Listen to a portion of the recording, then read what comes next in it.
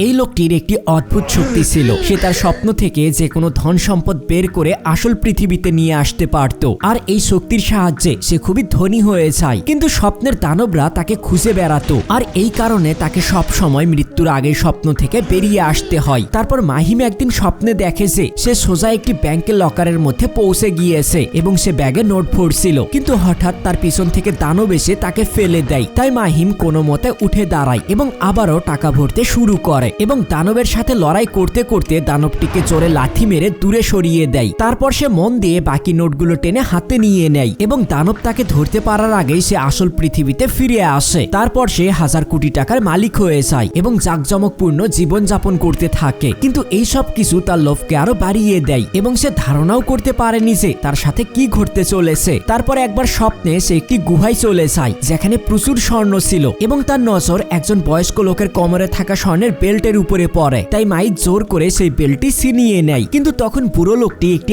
আঙ্গুল তুলে সোজা তার বুকে আঁচড় কেটে দেয়। তারপর যখন মাহিম ঘুম থেকে ওঠে তখন সে তার বুকে দুটি গভীর আঘাতের চিহ্ন দেখতে পায়। তাই মাহিম খুবই ভয় পেয়ে যায়, কারণ এই প্রথম স্বপ্নের আঘাত আসল শরীরে দেখা যাচ্ছিল। আর এর কারণ জানতে সে আবারও ঝুঁকি নিয়ে স্বপ্নে যায় এবং তখন একটি কালো ছায়া তার সামনে চলে আসে এবং সে কাছে গিয়ে দেখে যে ছায়াটি আসলে তারই স্বপ্নের রূপ ছিল। আর তখন তার স্বপ্নের শরীরটি ধুলো হয়ে ভেঙে পড়তে থাকে। তাই মাহিম ঘাবড়ে গিয়ে জেগে ওঠে এবং যখন সে আয়নার সামনে যায় তখন সে দেখে যে তার স্বপ্নে পাওয়া প্রতিটি আঘাত এখন তার আসল শরীরে ফুটে উঠেছে। বন্ধুরা, এরপর তার সাথে কি ঘটতে চলেছে তা জানতে এই ভিডিওতে একটি লাইক করে কমেন্টে পার্ট 2 লিখুন।